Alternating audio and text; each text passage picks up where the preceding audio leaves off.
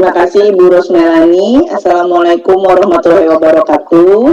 Salam sejahtera bagi kita semua. Salam sehat, salam semangat, dan juga horas moliate ya buat kita semua.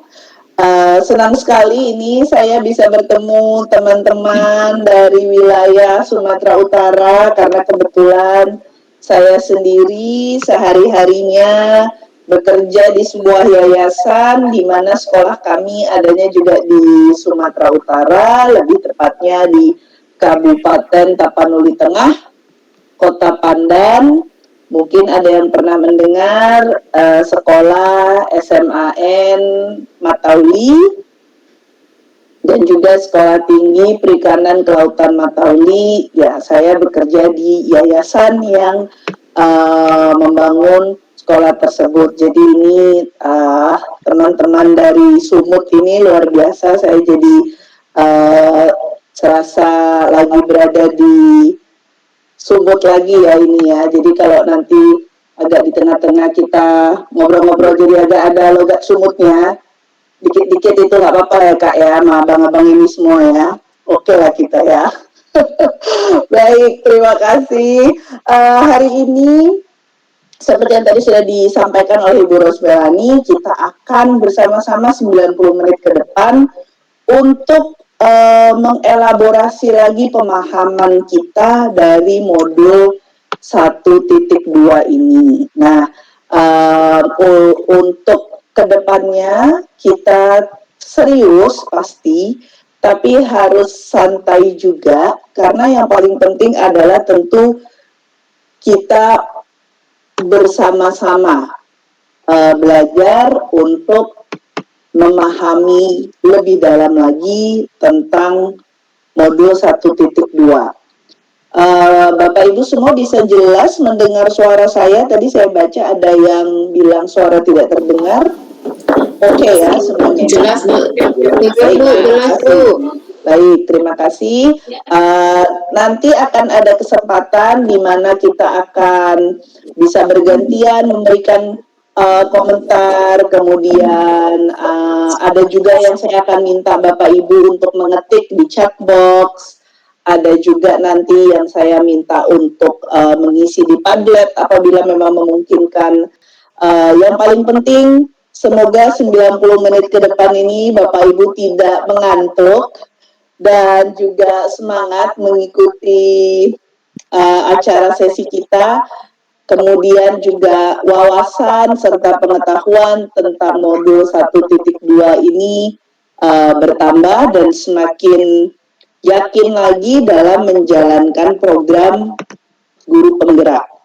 Nah ini sebelum saya masuk ke sesi dan sharing dari presentasi saya, mungkin bisa ada satu orang guru yang bisa memberikan penjelasan kenapa sih program PGP ini penting untuk diadakan oleh Kementerian Pendidikan kita dan kenapa penting untuk guru-guru mengikuti program PGP. Siapa kira-kira yang mau menyampaikan pemikirannya? Silakan.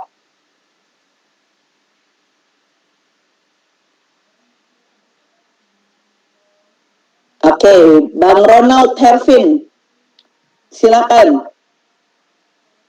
Dan Mbak Putri Handayani, silakan Bang Ronald dulu memberikan pendapatnya. Boleh langsung dibuka saja mikrofonnya, Pak Ronald. Oke, maaf Bu, terima kasih. Saya baru bergabung ini karena apa? Sebagai guru, saya rasa sih PGP ini kalau menurut kita lihat basicnya, kembali ke basicnya Menteri kita yang baru Mas Nadiem, saya rasa Bapak Menteri Mas Nadiem ingin mengubah mindset pendidikan Indonesia yang mungkin selama ini masih terpatri ketika bahwasanya pemilik otoritas itu di dalam kelas. Jadi dengan berdasarkan pengalaman beliau yang kita katakan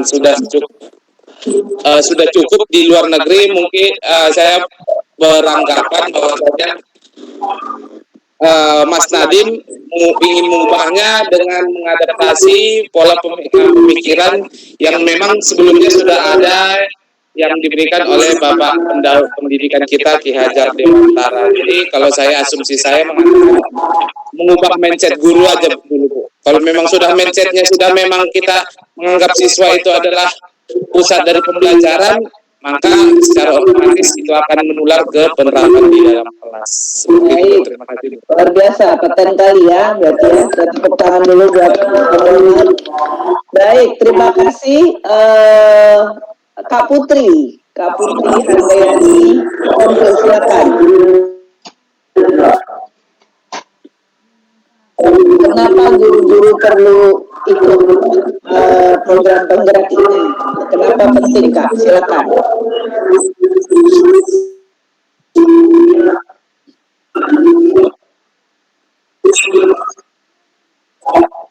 Ya, silakan disampaikan Kak Putri.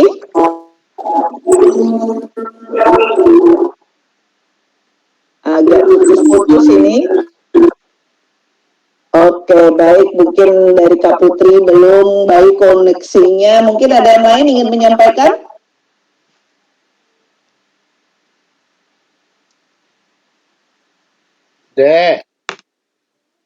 Oke, Mediana, Kak Mediana, silakan Kak Mediana.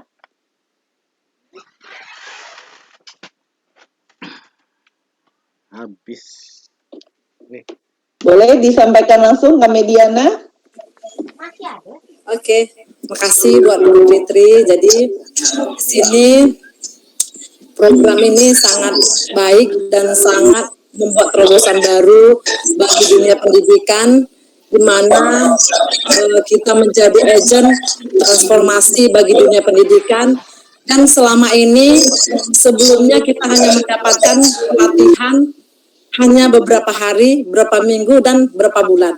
Dan ini memang program ini sudah matang sehingga nanti terpatri sama kita diri sendiri secara tidak langsung karena program ini selama 9 bulan. Jadi mau tidak mau kita sudah memang ditempa untuk menjadi guru yang menghambakan muridnya. Itu saja, Ibu. Baik, terima kasih Kak Mediana. Yang terakhir silakan Pak Muhammad Yusuf, silakan memberikan pendapatnya. Ya, baik. Terima kasih Ibu. Saya akan mencoba memberikan penjelasan saya. Sedikit bahwa kita ini sudah berada di modul titik 1.2, tapi saya rasa pribadi begitu banyak ilmu yang bisa saya kulik. Mindset saya step by step mulai berubah terkait pandangan saya kepada murid, tidak hanya kepada murid. Ada sisi-sisi luar yang berada di luar murid. Bagaimana juga murid itu tidak hanya kita pikirkan bagaimana kita cara mengajar, kita juga pikirkan bagaimana melayani kebutuhan mereka, dan ilmu-ilmu tersebut juga bagaimana kita bisa diseminasikan kepada rekan praktik kita. Jadi bagaimana kita memperlakukan murid untuk mencapai kebahagiaan yang setinggi-tingginya. Ini masih sudah berada di modul titik 1.2, tapi luar biasa ilmunya. Demikian.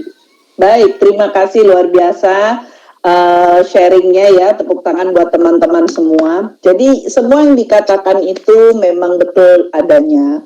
Yang pertama saya ingin mengangkat bahwa PGP ini menjadi penting karena perlu adanya perubahan mindset. Perlu adanya perubahan mindset, kenapa? Karena dunia itu berubah. Dunia berubah dengan cepat, pola orang berpikir dengan cepat, murid-murid kita juga berpikir dengan berbeda dibanding 5-10 tahun yang lalu. Bapak Ibu saya yakin di sini sudah pengalaman, banyak yang sudah menjadi guru 10-15 tahun di profesinya. Bisa dibayangkan 10 tahun yang lalu belum ada YouTube, belum ada TikTok, belum ada Instagram, dunia itu bentuknya berbeda. Sekarang dengan adanya internet dan juga smartphone, perubahan itu cepat sekali terjadi.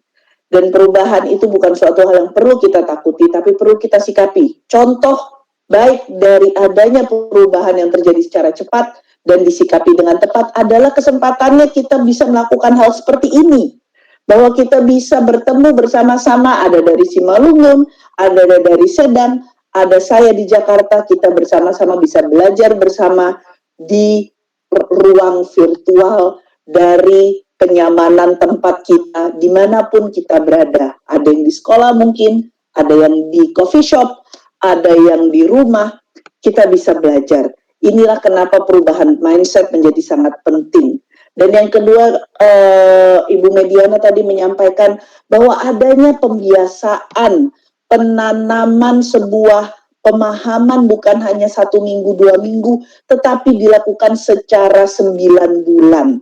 Betapa seriusnya program ini dijalankan dan diharapkan Bapak Ibu juga serius mengikuti karena komitmen dari Bapak Ibu akan dituntut untuk 9 bulan ke depan sehingga Bapak Ibu juga diharapkan betul-betul dapat menginternalisasi pelajaran-pelajaran dan nilai-nilai yang disampaikan di program penggerak ini, di mana segala sesuatunya banyak sekali diinspirasi oleh Ki Hajar Dewantara, yaitu panutan bangsa Indonesia dalam filosofi pendidikan. Makanya Kiai Hajar Dewantara tentu Kiai Hajar Dewantara dijadikan Bapak Pendidikan Indonesia karena memang pemikirannya yang dulu di tahun 1920-an itu sudah sangat maju, sangat modern,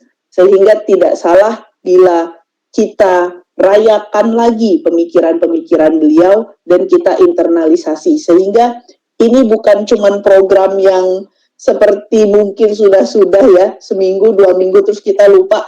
Ini 9 bulan dan diharapkan bukan hanya merubah mindset kita, namun dalam 9 bulan perilaku kita pun berubah. Seperti yang disampaikan Pak Muhammad Yusuf tadi, bahwa begitu banyak ilmu, baru sampai di modul 1.2 saja, sudah banyak sekali ilmu, sudah banyak sekali wawasan-wawasan baru, bagaimana kita memandang siswa kita sebagai bukan hanya sebagai orang yang harus mengerjakan soal dan semua jawabannya benar, bukan hanya sebagai individu yang pokoknya cukup kita kasih tahu, kita dengerin permasalahannya sudah, tetapi betul-betul sebagai sebuah bentuk pendampingan yang dapat menumbuh kembangkan baik kemampuan pendidikannya secara kognitif maupun juga kemampuan dari sisi emosionalnya. Jadi bagaimana kita melihat siswa sebagai center, sebagai acuan. Kalau tadi ada yang bilang bagaimana kita betul-betul berpihak kepada siswa dan juga bagaimana kita bisa menumbuhkan sifat-sifat ini. Nah, inilah kenapa program guru penggerak ini menjadi sangat penting dan seperti yang Bapak Ibu sampaikan, itu adalah kata-kata dari teman-teman sendiri, bukan dari saya. Ini mengapa bahwa program ini adalah program yang tentunya diharapkan dapat merubah masa depan bangsa Indonesia lewat siswa-siswanya yang akan diberikan pendampingan oleh para gurunya. Jadi luar biasa, Bapak Ibu semua sudah menjadi agen penggerak dan semoga senantiasa komit dalam menjalankan tugas ini dan juga dalam menginspirasi, tadi kata Pak Muhammad Yusuf, bukan hanya diri sendiri tetapi nantinya menularkan kepada siswa dan juga akhirnya menularkan kepada teman sejawatnya. Baik, luar biasa. Mari kita masuk ke materi. Izinkan saya untuk share screen saya. Bapak Ibu semua bisa melihat dengan jelas ya, Bapak Ibu? Baik. Oke, capaian umum 1.2. Apa sih yang sebetulnya ingin kita capai di modul 1.2 ini? Secara umum ada 2 hal yang ingin dicapai. bahwa para guru penggerak, jadi Bapak Ibu sekalian ini dapat mengartikulasikan, membahasakan, menunjukkan nilai-nilai guru penggerak dalam upayanya mewujudkan profil pelajar Pancasila. Kemudian capaian umum yang kedua, memahami dan menunjukkan kesediaan, berarti ada keinginan, karena sudah paham ada keinginan untuk mempraktekkan peran dan nilai guru penggerak. Jadi Bapak Ibu diharapkan pertama dapat mewujudkan profil pelajar Pancasila, kemudian juga dapat mempraktekkan peran dan nilai dari gerakan guru penggerak ini sendiri. Berikutnya, capaian khusus dari modul ini. Apa secara khusus yang ingin dicapai lewat modul ini?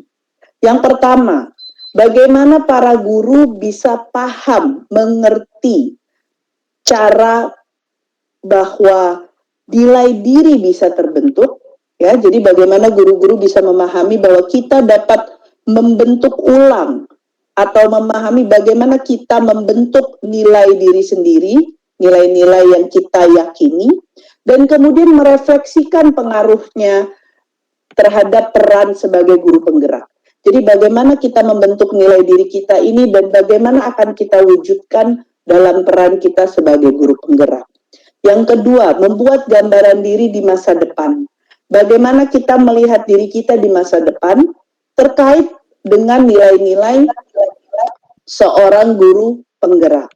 Jadi nantinya tuh saya sebagai guru penggerak di masa depan ingin menjadi guru penggerak yang seperti apa, atau bagaimana saya akan menjadi guru penggerak yang efektif di masa yang akan datang. Kemudian yang ketiga adalah membuat kesimpulan, membuat sebuah pemahaman baru berdasarkan pengalaman dan aksi-aksi yang bisa dilakukan untuk menguatkan peran dan nilai guru penggerak. Jadi dari semua hal yang sudah dipelajari Bapak Ibu, bagaimana Bapak Ibu menarik kesimpulan-kesimpulan dari pelajaran-pelajaran yang dilakukan, pengalaman-pengalaman yang dialami, kegiatan-kegiatan yang dilakukan agar peran dan nilai guru penggerak ini menjadi lebih kuat. Nah, ini yang harapannya di modul 1.2 akan terbentuk, dan di sesi ini harapannya adalah kita bisa mengolah lebih luas lagi dan menilik lebih dalam lagi bagaimana hal-hal ini bisa terwujud. Untuk di sesi ini khususnya kita akan fokus kepada bagaimana hubungan emosi, apa yang kita rasakan, dan cara kerja otak kita, bagaimana otak kita bekerja dalam menumbuhkan nilai-nilai dan karakter. Jadi ketika kita mau menumbuhkan nilai-nilai baik, ketika kita ingin memfasilitasi pendidikan karakter yang baik, dipahami bahwa emosi dan cara kerja otak itu berhubungan dengan sangat erat.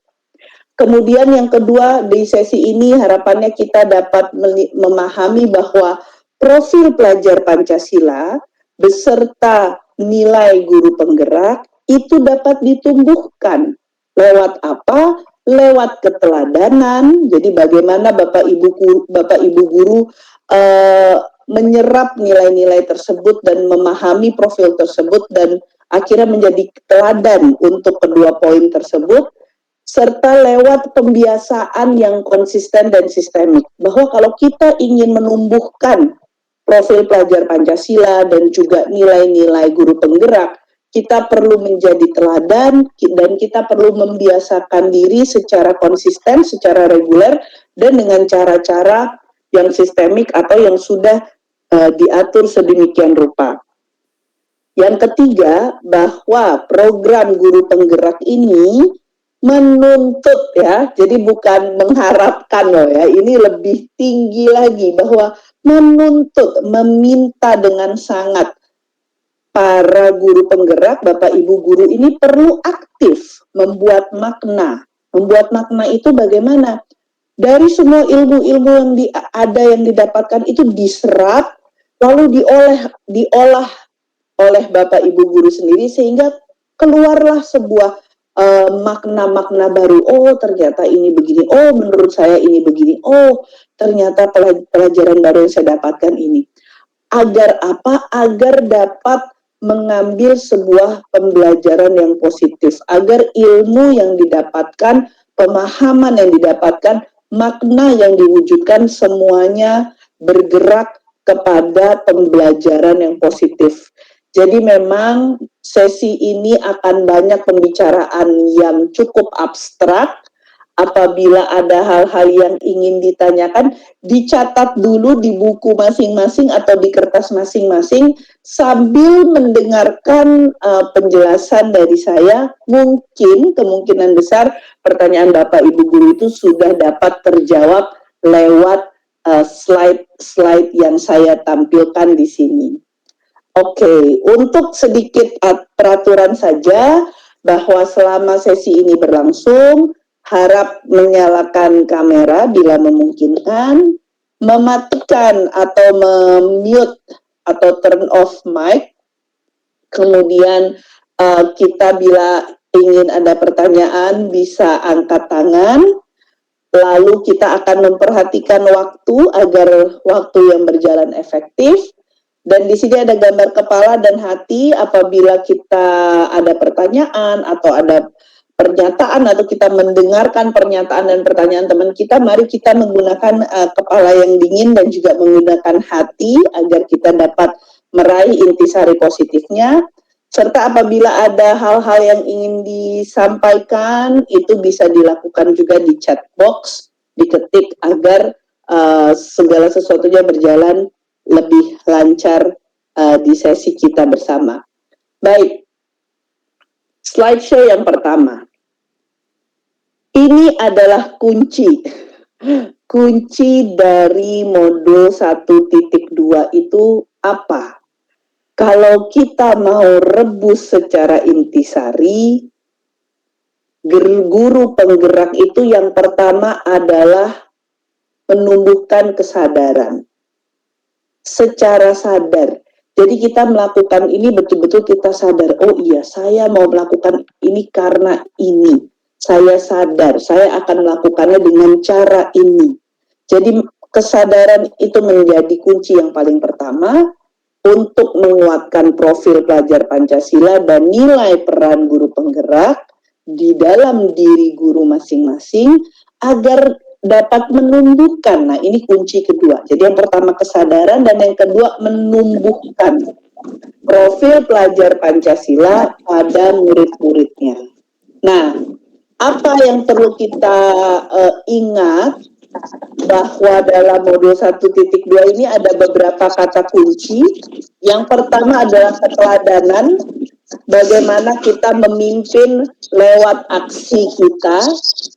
Apa yang kita katakan dan apa yang kita lakukan adalah satu kesatuan.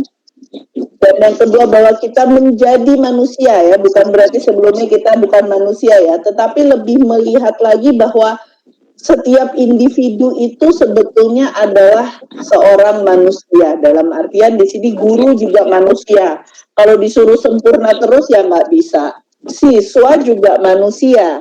Kalau dituntut harus bisa mengikuti semua yang diminta oleh gurunya, mengikuti segala sesuatunya dengan sama, itu juga sangat sulit. Karena semua manusia pada hakikatnya memiliki perbedaan-perbedaan dan karakteristik sendiri. Dan inilah yang harus kita sadari.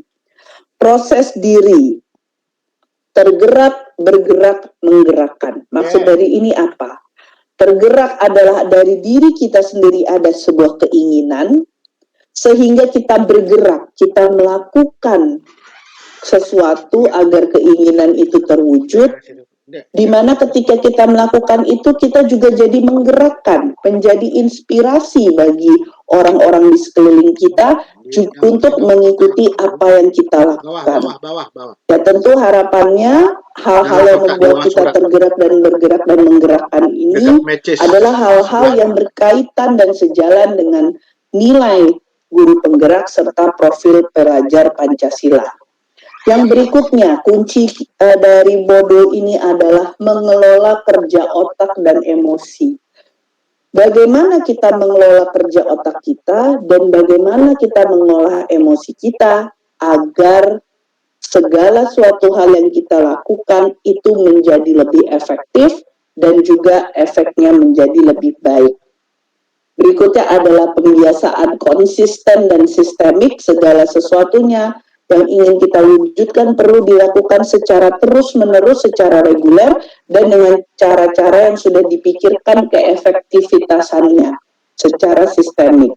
Yang terakhir, bagaimana Bapak Ibu Guru senantiasa memikirkan kembali hal-hal yang sudah didapatkan sejauh ini, di mana yang nantinya akan sangat berguna untuk mengambil hal-hal tersebut menjadi pembelajaran-pembelajaran positif dan juga menjadi penemuan-penemuan baru yang dapat terus-menerus membentuk Bapak Ibu Guru menjadi guru-guru penggerak yang efektif dalam melaksanakan perannya.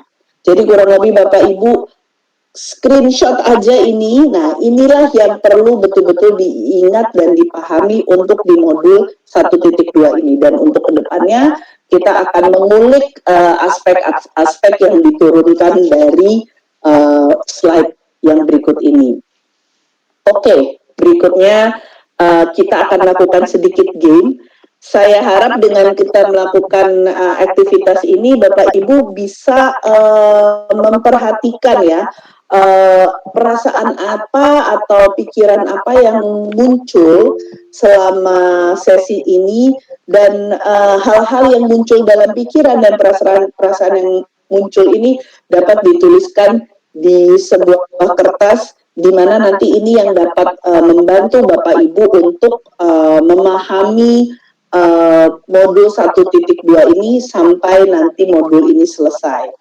Oke, berikutnya kita mau main game sedikit dulu nih Bapak Ibu ya. Nah, ini namanya asosiasi bebas. Jadi ketika saya menunjukkan satu kata, silakan Bapak Ibu langsung buka mic-nya dan sebutkan kata pertama apa yang muncul di benak Bapak Ibu ketika melihat kata ini. Oke, kita coba ya Bapak Ibu ya. Siap? Oke. Pertama, langit, ayo.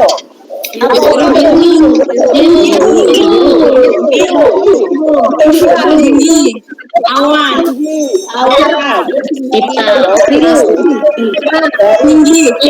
biru, pohon, hijau,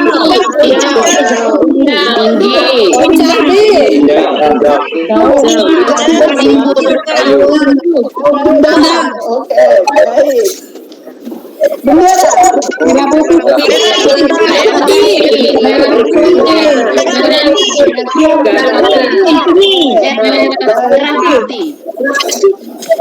Belajar dari rumah. merah putih,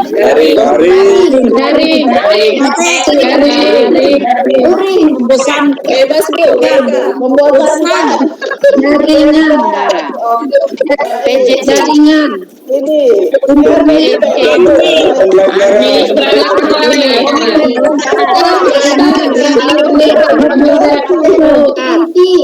Google Classroom, Baik, bagus desain pembelajaran. semuanya. Nah, ini aktivitas ini menunjukkan bahwa satu kata itu bisa memiliki ragam makna. Ya, bagaimana satu kata yang sama itu antara satu sama lain bisa memiliki beragam pemahaman yang berbeda. Meskipun kata itu sama dan Bapak Ibu juga kurang lebih dari profesi yang sama, tetapi tetap dapat mengartikannya secara berbeda-beda. Nah, mungkin ini kita bisa sharing dulu sedikit, 3 orang. Kira-kira kenapa menurut Bapak Ibu satu kata yang sama itu bisa menjadi memiliki ragam makna yang berbeda-beda? Silahkan. Boleh, siapa yang mau duluan? Silakan. Boleh langsung angkat tangan atau buka mic-nya ya. Ibu Sorta Panjaitan silakan. Lanjut dengan Ibu Eva Manurung dan Ibu Arta Uli. Silakan Bu Sorta. Terima kasih Bu. Di sini saya mencoba menjawab kenapa ketika tadi dikasih satu kata tetapi jawaban kita berbeda-beda. Dalam pandangan saya itu diakibatkan oleh latar belakang kita dan pola pikir kita. Cara kita memandang suatu masalah itu membuat kita memberi jawaban yang berbeda-beda. Baik, oke. Ya, lanjut silakan. Oke, sudah. Oke, baik. Jadi bahwa pengalaman kita dan pola pikir kita, bahwa pada dasarnya kita ini semua individu berbeda-beda dan memiliki pengalaman dan pola pikir berbeda, itu bisa memberikan sebuah pola pikir yang berbeda sehingga memberikan pemahaman yang berbeda ya. Oke, terima kasih Bu Sorta. Silakan Ibu Eva ya tadi ya berikutnya. Silakan Bu Eva. Terima kasih Bu Fitri, sama seperti Bu Sorta, karena manusia itu memiliki pengalaman dan juga lingkungan yang berbeda-beda, sehingga itu mempengaruhi sudut pandang seseorang dalam menilai sesuatu. Itu yang pertama. Kemudian yang kedua, manusia itu diciptakan Tuhan beragam-ragam. Artinya, mereka sejak lahir sudah memiliki keunikan sendiri dalam mereka berpikir. Tentunya dipengaruhi dengan lingkungan tadi, Bu. Mungkin itu Bu yang bisa saya sampaikan. Terima kasih. Baik, jadi dari sisi individu ada perbedaan, dari sisi lingkungan pun mempengaruhi perbedaan sehingga ada pemahaman yang berbeda-beda ya. Ini juga adalah satu aspek yang menciptakan adanya pemahaman yang berbeda di antara kita semua meskipun kita relatif dari area yang sama-sama dari area pendidikan dan juga pengajar. Pak Bu Uli Arta tadi ya, silakan Ibu. Terima kasih Bu Fitri, sama Bu dengan Ibu yang sebelumnya Bu, karena tiap orang itu memiliki pengalaman dan sudut pandang yang berbeda-beda Bu, tiap orang Bu. Baik, terima kasih Pak Suradi. Angkat tangan yang terakhir mungkin menambahkan, silakan Pak Suradi. Ya, terima kasih Ibu Fitri.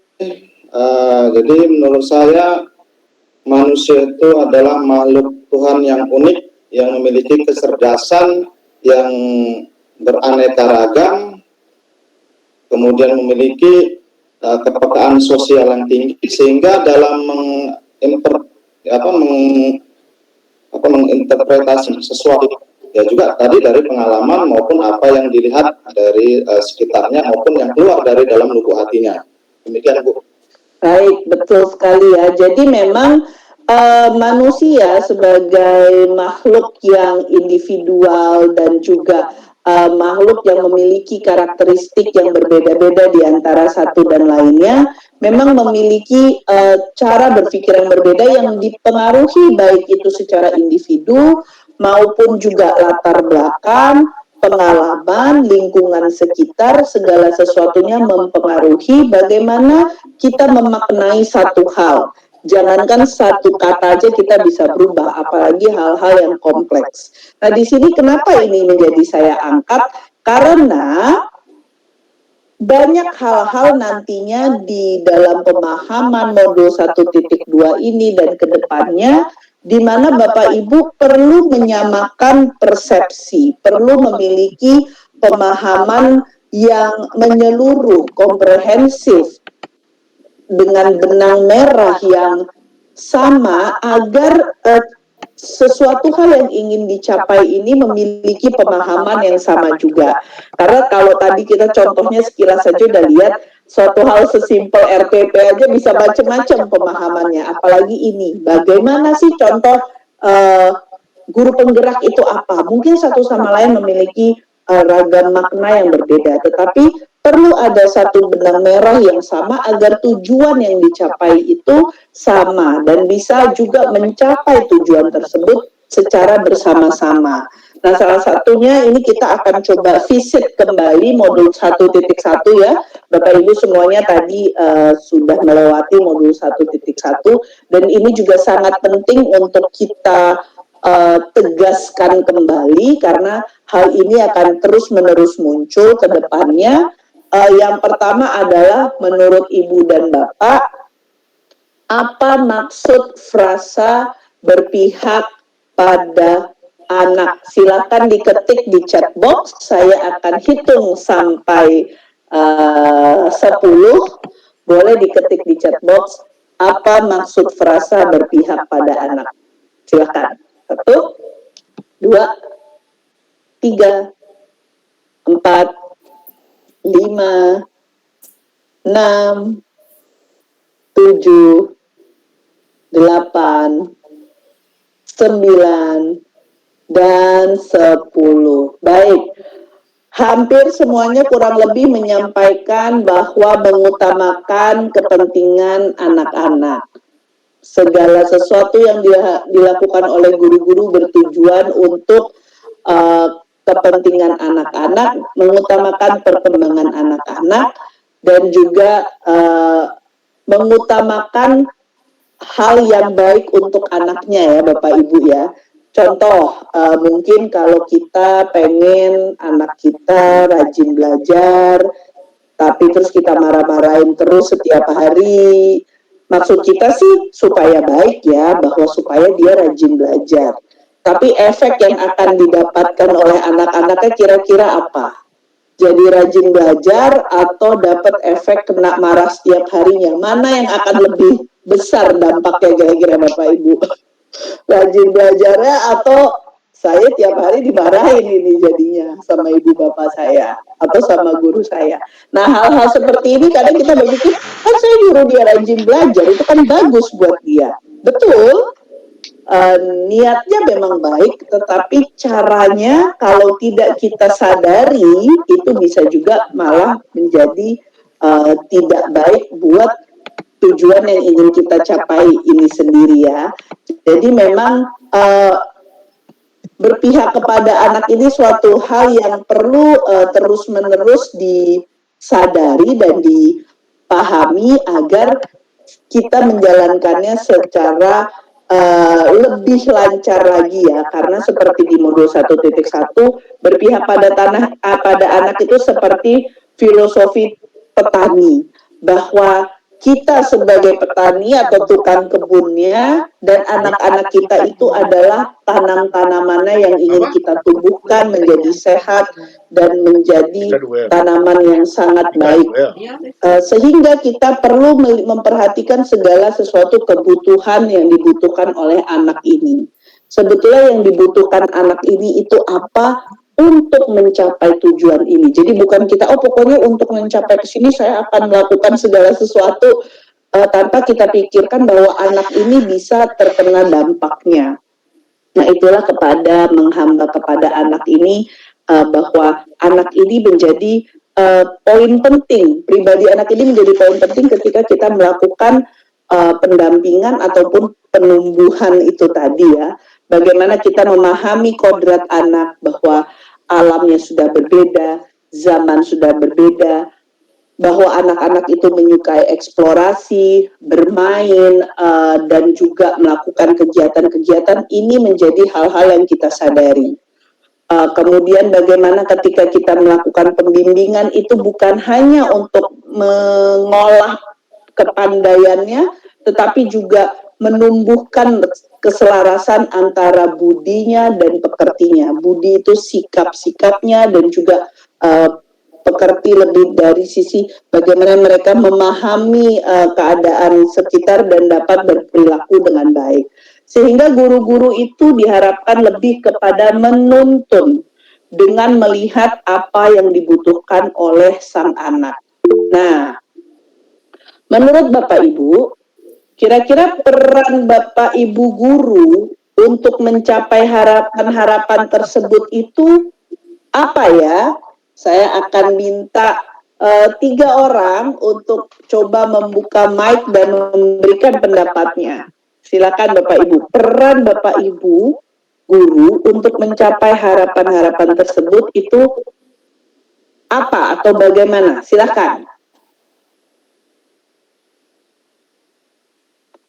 Siapa yang ingin mencoba memberikan pendapatnya?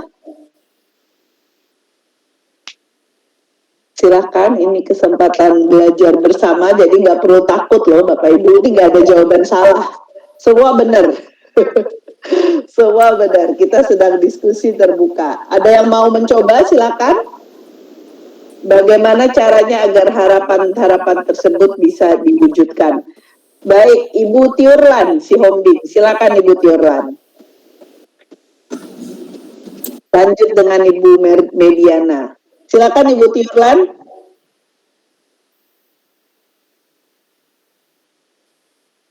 Boleh langsung dibuka saja mic-nya.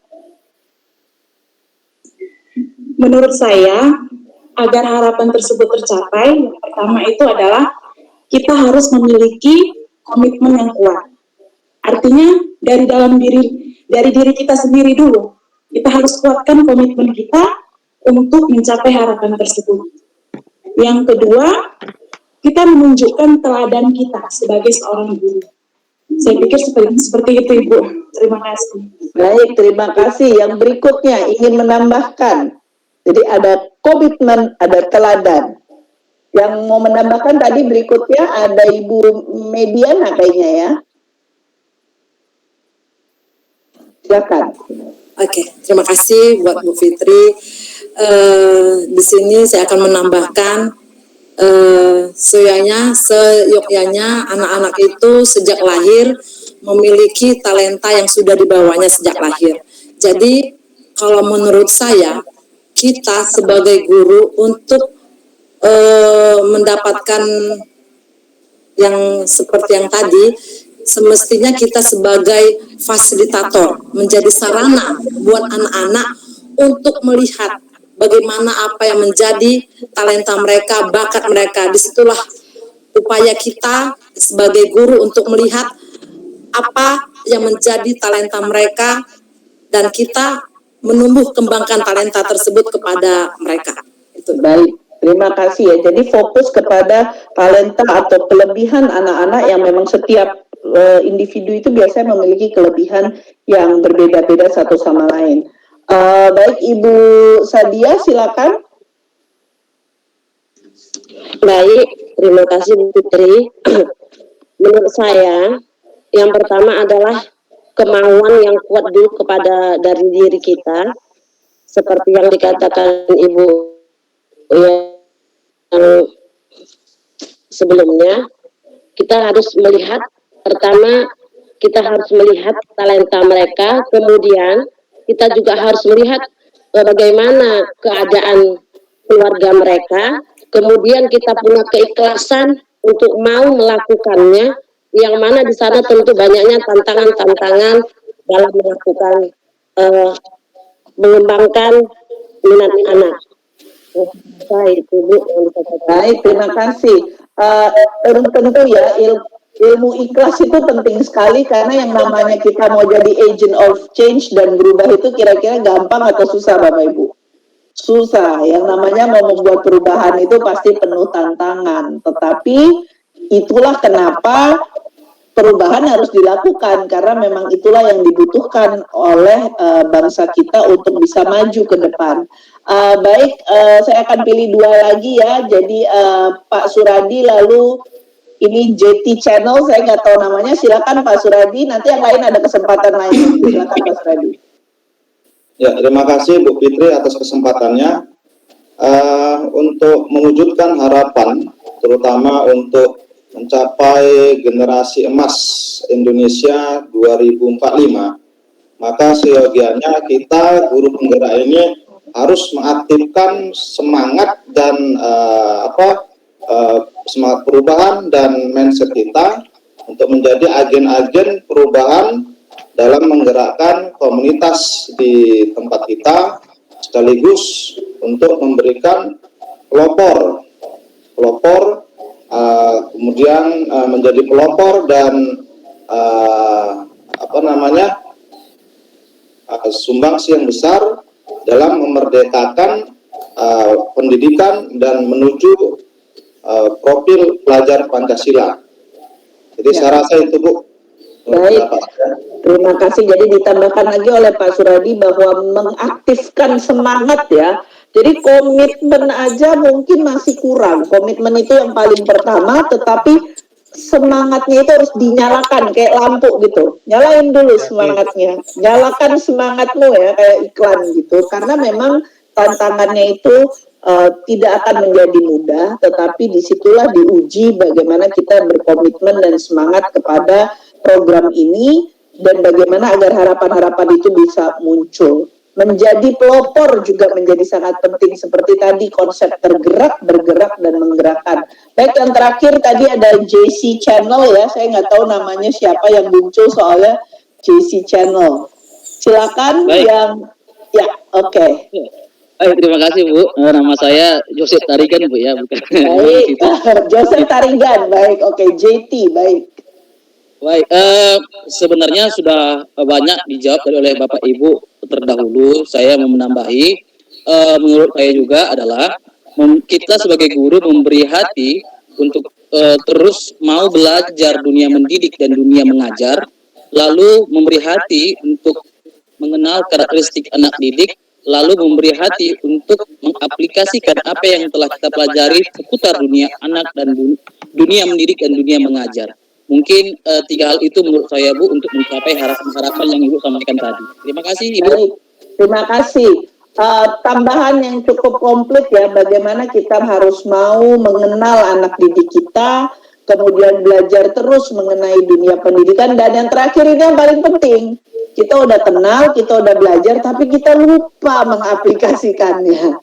Sering sekali kayak gitu ya, kita udah ikut training, kita udah ikut ini itu, tapi giliran udah balik lagi ke sekolah semuanya lupa, akhirnya itu lagi, udah pokoknya bagi aja soalnya, yang penting selesai, yang penting nilai kamu KKM, kalau enggak remedial 5 kali, yang penting sampai KKM, lupa itu semuanya. Jadi yang paling penting adalah memang mempraktekannya. Baik, bagus sekali. Semoga memang semua Bapak Ibu guru yang ada di sini tidak lupa dan juga segala sesuatunya itu memang sudah dilaksanakan. Dan di sini kembali lagi saya ingin mengingatkan panutan kita ya, kenapa ini menjadi penting, karena menurut Ki Hajar Dewantara tentu maksud pendidikan itu adalah menuntun segala kekuatan kodrat yang ada pada anak-anak. Jadi segala sesuatu yang dimiliki anak-anak itu kita gunakan, kita tuntun untuk kepentingan mereka agar mereka dapat mencapai keselamatan nih,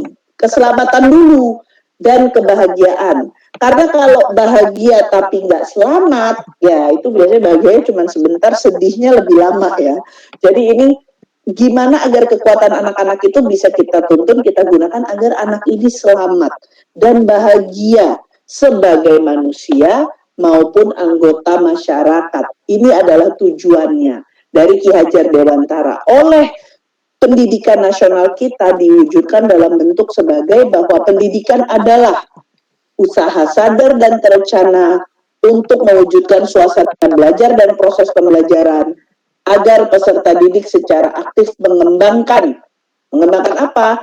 Potensi diri untuk memiliki kekuatan spiritual, keagamaan, pengendalian diri, kepribadian, kecerdasan, akhlak mulia, serta keterampilan yang diperlukan oleh dirinya, masyarakat, bangsa, dan negara. Kalau kita ambil poin-poin pentingnya dari Ki Hajar Dewantara adalah menggunakan segala sesuatu yang dimiliki oleh sang anak agar mereka menjadi manusia yang selamat dan bahagia, baik bagi dirinya maupun masyarakatnya.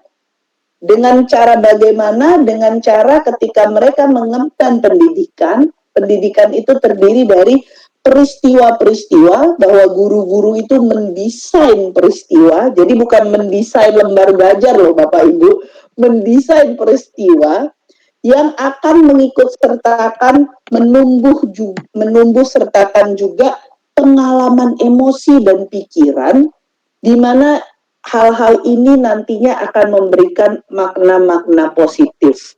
Jadi kalau kita lihat dari negara kita dan panutan kita, nggak ada itu pendidikan itu intinya adalah supaya nilainya di atas KKM. Nggak ya Bapak Ibu ya. Cita-citanya jauh lebih besar dan jauh lebih tinggi dari itu. Sehingga tentu peran Bapak Ibu guru itu sangat besar, bukan hanya kepada pemberian konten dan memastikan anak-anak bisa mengerjakan soal-soalnya, tetapi juga ada panutan dan tuntunan di situ agar anak-anak menjadi individu yang bahagia dan selamat tadi. Sehingga kita harapkan murid-murid kita ini menjadi manusia merdeka. Merdeka tentu bukan diartikan bebas melakukan apa saja yang mereka inginkan tanpa ada tanggung jawab, tetapi merdeka dalam artian mereka tidak terpenjara. Mereka dapat mengeksplorasi semua kemampuannya, semua kemungkinan, agar mereka menjadi individu yang selamat dan bahagia, sehingga dapat memelihara ketertiban dan kedamaian di tengah masyarakat. Ini menjadi sangat penting. Fokusnya kemana? Fokusnya tentu menjunjung nilai-nilai kemanusiaan, nilai-nilai universal yang sangat penting untuk menjaga kesejahteraan manusia satu sama lain ya. Jadi bukan saya pokoknya yang penting saya udah enak, yang lain nggak enak, bodo amat gitu ya, nggak seperti itu, tetapi tentu punya kepekaan.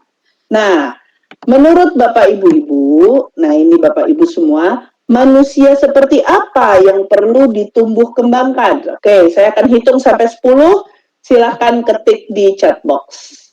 1, 2, 3, 4, 5,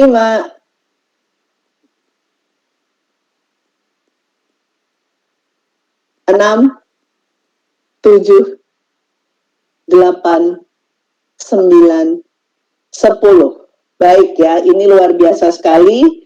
Saya akan membacakan ada berakhlak baik, berprofil pelajar Pancasila, juwaroh, beriman, berilmu dunia akhirat, manusia yang ingin berubah, yang mau update dan upgrade ilmunya, berakhlak mulia. Ini luar biasa sekali.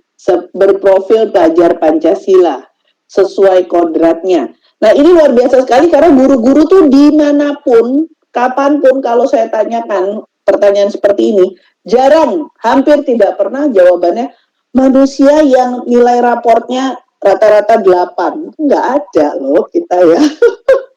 Jadi sebenarnya kita semua itu sudah tahu manusia-manusia yang ingin kita ciptakan itu seperti apa, harapannya itu bagaimana, tapi entah kenapa kita ini kalau udah kembali ke sekolah, yang ada kok yang penting manusia yang sesuai minimal KKM.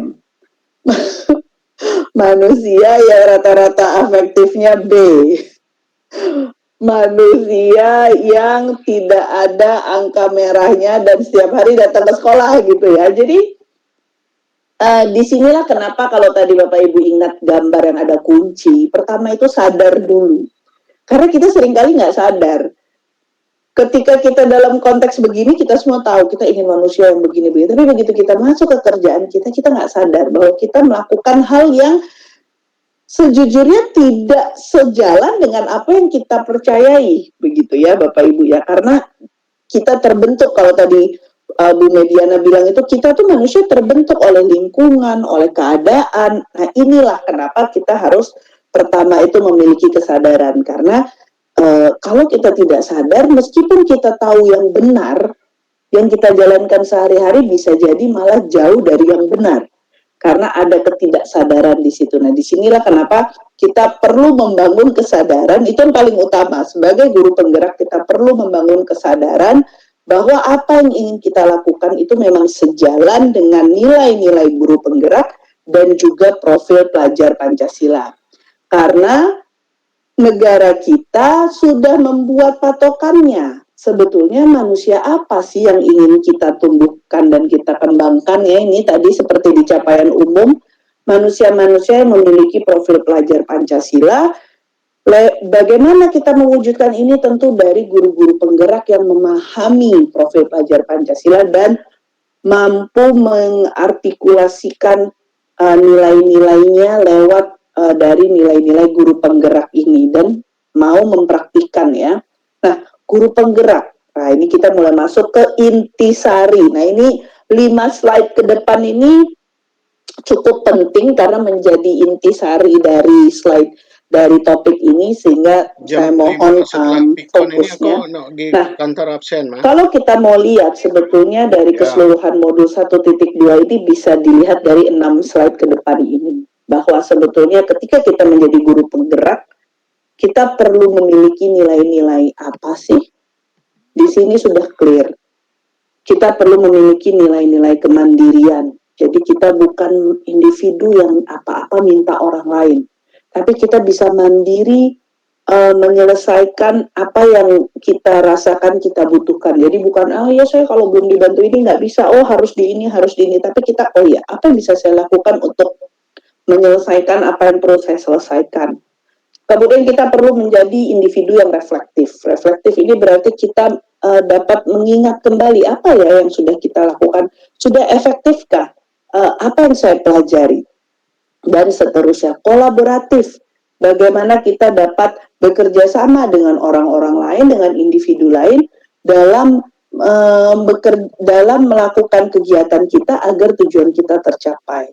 Inovatif. Ketika ada suatu hal yang kita lihat, kita tidak tahu, kita tidak sebelumnya kita belum tahu jawabannya, kita memiliki ide-ide baru, kita memiliki, kita tidak takut mencoba hal-hal baru untuk dapat menyelesaikan permasalahan-permasalahan tersebut. Kemudian yang paling utama tentu kita berpihak pada murid. Itu yang tadi sudah kita sampaikan di awal bahwa kita perlu memikirkan sebetulnya yang siswa kita butuhkan itu apa. Dan apakah kita memberikan yang siswa kita butuhkan dalam kepentingannya untuk mewujudkan mereka sebagai siswa-siswa yang memiliki profil pelajar Pancasila. Nah, perannya guru penggerak ini apa? Pertama, menjadi pemimpin pembelajaran. Jadi ketika dia mengajar, dia memberi sebuah toladan bahwa pembelajaran yang baik itu sebaiknya seperti apa. Kemudian mewujudkan kepemimpinan murid. Bagaimana kita ingin membuat murid-murid kita ini menjadi pemimpin bagi dirinya sendiri, punya rasa percaya diri, punya keyakinan, dan seterusnya. Bagaimana kita dapat mendorong kolaborasi, membuat orang-orang satu sama lain itu dapat bekerja sama bersama-sama dan tidak merasa enggan ya untuk berkreasi bersama-sama dalam sebuah tim. Menjadi coach bagi guru lain, ini maksudnya dapat memberikan bimbingan kepada guru-guru lain untuk menjadi pemimpin di baik di sekolah maupun dengan teman sejawat lainnya, itu dapat memberikan sebuah pendampingan. Menggerakkan komunitas praktisi. Nah, ini apabila Bapak Ibu guru sudah dapat membentuk sebuah grup baru dan menggerakkan, tentu ini akan dapat semakin memperkaya kegiatan pembelajaran dan juga tentu semakin memperkaya guru penggerak itu sendiri, karena semakin banyak individu-individu yang berpikiran sama muncul dan berkolaborasi bersama. Kenapa ini menjadi penting? Karena diharapkan Bapak Ibu guru penggerak memiliki nilai dan peran ini nantinya dapat mewujudkan siswa-siswa yang seperti ini. Jadi sebetulnya di modul 1.2 ini yang paling penting adalah bagaimana Bapak Ibu menjadi guru penggerak yang memiliki nilai-nilai ini sehingga dapat mewujudkan atau dapat menumbuh kembangkan siswa-siswa yang memiliki profil pelajar Pancasila ini. Nah, sebetulnya tidak terlalu rumit. Apabila kita ingin murid-murid kita memiliki profil pelajar Pancasila, tentu Bapak Ibu gurunya juga perlu mengaplikasikan dan menumbuhkan profil-profil yang sama ke dalam dirinya sendiri. Karena tentu sebuah perubahan itu membutuhkan keteladanan. Sehingga kalau Bapak Ibu guru ingin siswa-siswanya memiliki profil pelajar Pancasila, tentu Bapak Ibu gurunya perlu memiliki juga profil pengajar ya, mungkin ya. Bukan berarti mengajar PKN ya Bapak Ibu ya, tapi profil pengajar yang memiliki 6 hal ini. Dan di modul ini kita harapkan Bapak Ibu menjadi mulai mengolah pemikiran bagaimana lewat ini yang dari nilai dan peran guru penggerak, Bapak Ibu dapat mewujudkan ini baik di dalam diri sendiri maupun kepada siswa-siswanya. Jadi intisari dari modul 1.2 itu adalah memikirkan bagaimana caranya agar ini terjadi dalam diri Bapak Ibu sendiri, terwujud menjadi ini, ya, profil pelajar Pancasila, sehingga nantinya dapat menularkan juga ke siswa-siswa kita menjadi memiliki profil pelajar Pancasila. Karena tentu tidak mungkin ya Bapak Ibu, sulit sekali kita betul-betul bisa membuat perubahan apabila kita sendiri tidak mempercayai perubahan itu tersebut. Sehingga inilah intisari yang perlu dipikirkan dari sini ke sini. Bagaimana caranya? Nah, para guru penggerak ini tentu perlu paham bagaimana manusia itu bisa tergerak, bisa bergerak, sehingga dia menggerakkan yang lainnya.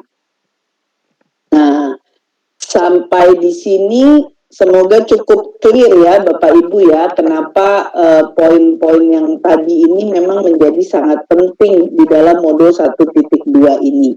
Apabila ada pertanyaan, mohon dicatat di kertas masing-masing dulu, nanti kita akan diskusikan bersama-sama. Nah, bagaimana caranya seorang guru penggerak dapat memahami bagaimana manusia tergerak, bergerak dan menggerakkan?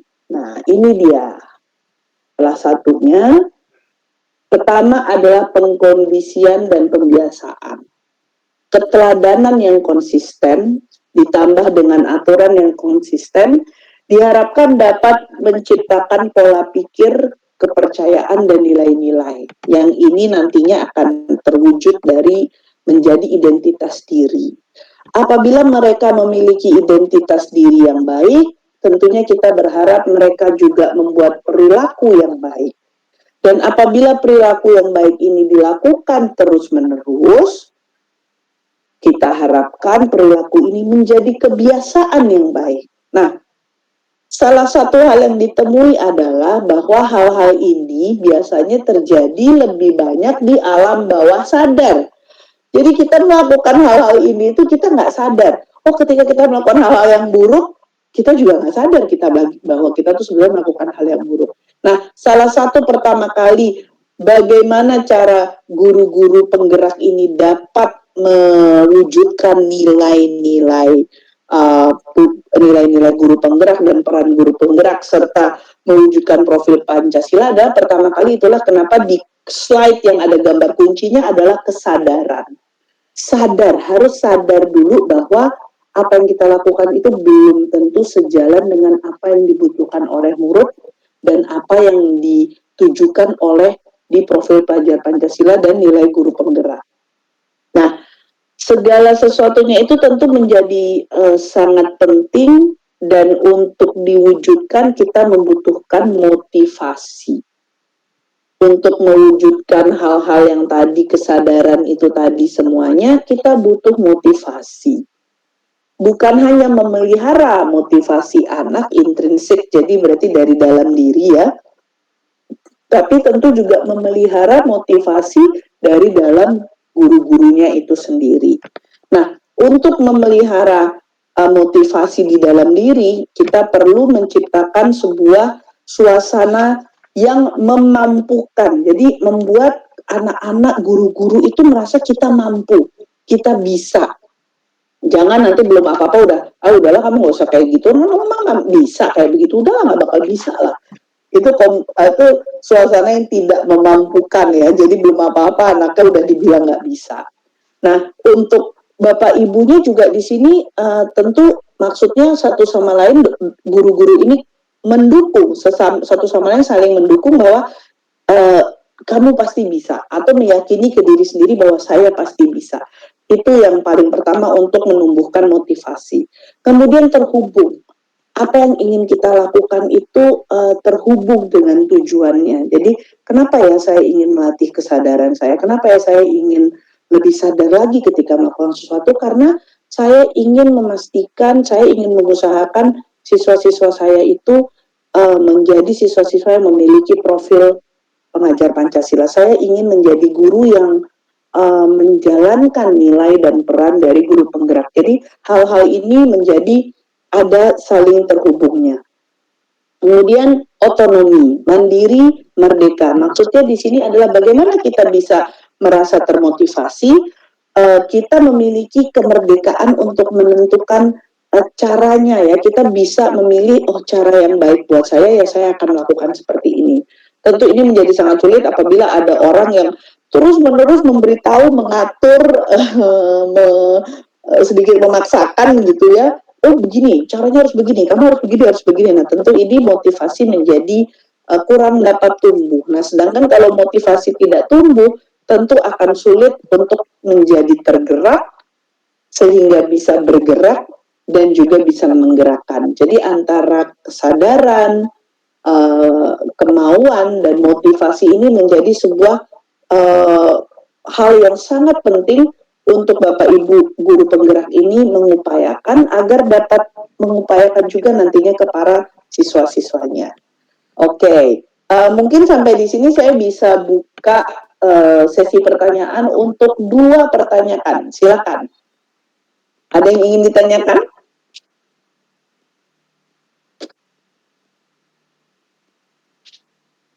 Oke, Bapak Muhammad Yusuf, silakan Bapak. Pertanyaan pertama boleh, dan tadi Pak JT, silakan Pak Muhammad Yusuf, lanjut dengan Pak JT dan Bu Elisa. Ya, 3 aja ya, nanti kita lanjut lagi. Silakan. Ya, baik Bu, terima kasih paparannya luar biasa. Semakin menambah cakrawala kita bagaimana seorang guru itu luar biasa berada di depan anak-anak. Pertanyaan saya terkait dengan nilai dan peran guru penggerak itu ada pada nilai berpihak kepada murid. Pada suatu kasus, ketika kita dalam kegiatan belajar mengajar, tentu disiplin anak berbeda-beda, itu tidak sama. Ada anak yang disiplinnya bagus dan ada yang tidak bagus.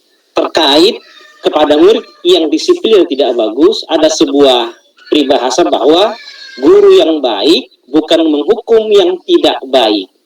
Lalu terkait konteks anak yang tidak memiliki atau kurang disiplin, bagaimana tingkah atau tindakan konteks kita agar tetap kita bisa melayani anak untuk mencapai keselamatan dan kebahagiaan setinggi-tingginya. Demikian dari saya, Bu. Terima kasih. Baik, terima kasih. Tentu dalam konteks keberpihakan kepada anak ya, kita harus memahami dulu bahwa ketika mereka tidak memiliki disiplin yang baik, itu belum tentu karena memang anaknya tidak punya disiplin yang baik. Karena seperti yang kita ketahui, pemikiran, sifat, tindakan itu dipengaruhi oleh banyak hal. Banyak hal yang membuat seorang siswa itu menjadi seperti dia di saat itu.